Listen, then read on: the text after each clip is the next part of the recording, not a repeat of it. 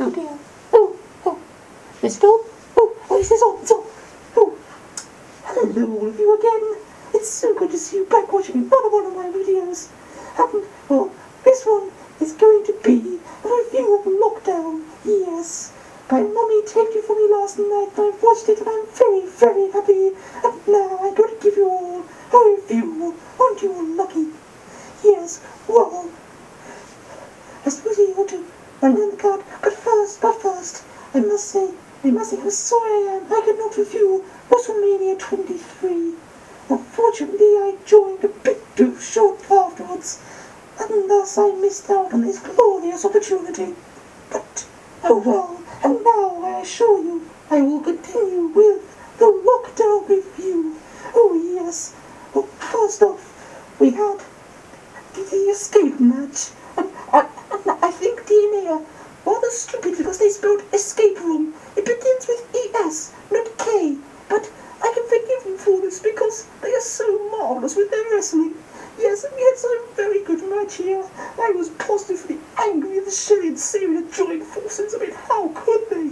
And it was so good to see Shelley eliminated by the Great Black Machismo. He's so amazing with such great fashion sense. Indeed, I love his things. But then Sabin, a good match, but he managed to win. It's a shame. I hope to be able to see Lethal, the Black Machismo, do more to go and get that exhibition title he so rightly deserves.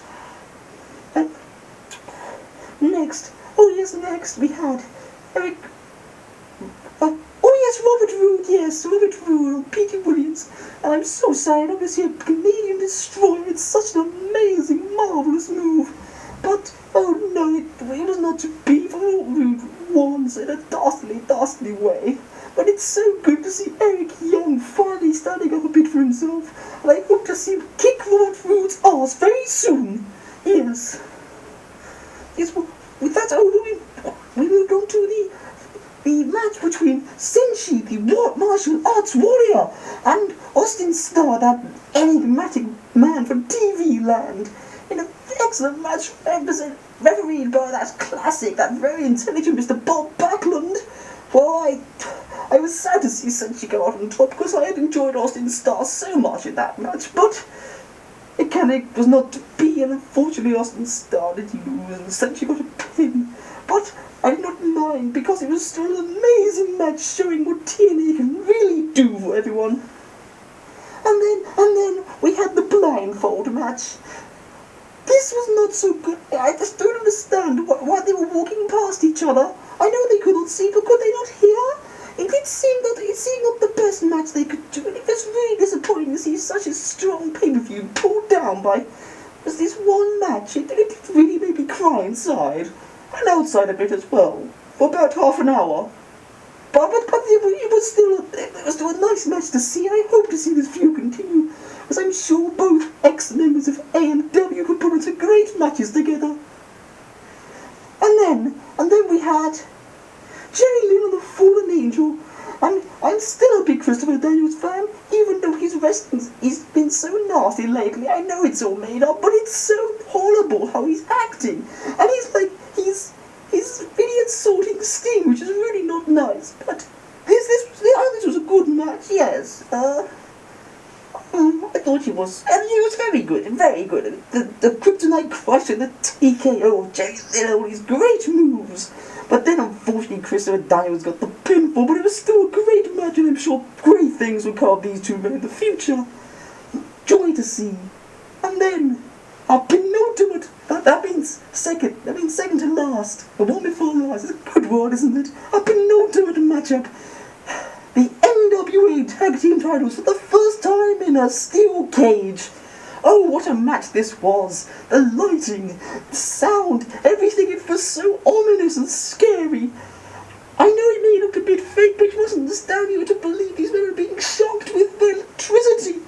And indeed, with that done, it was graphic and brutal. However, now this guy in the cage did not matter, because what mattered is he jumped off the top.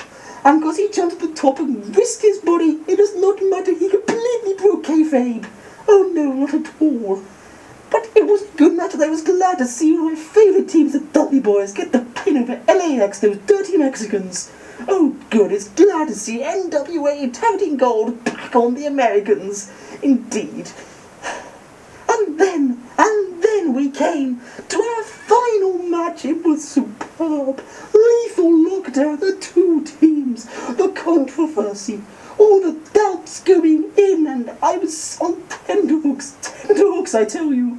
But then we came in and we had our match, and it was amazing. Scott Steiner pulling out the Frankensteiner.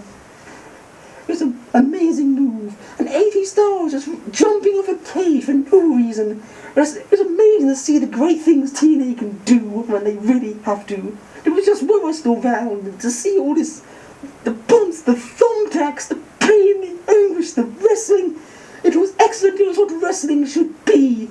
Lots of bumps, lots of psychology stuff, and lots of other stuff.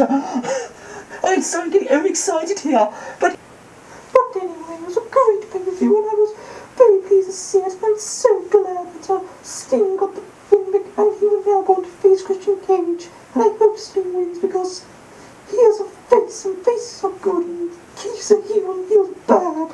It'd be great to see Sting win the title yet again, even though I am quite sad that Samoa Joe did not win, because, well, he's a great wrestler, and it is a shame, but I'm sure he will get there soon. And it was also very sad to see Samoa Joe not do the Sting face. Come on, Samoa Joe, you owe it to Rikishi, you're both Samoan. But anyway, was it WrestleMania? I don't know, they were both amazing, but in different ways. And I'm so glad I get to appreciate both of them, and I think you all should too. So thank you very much for watching, and I hope you'll tune back in soon. Thank you all very much.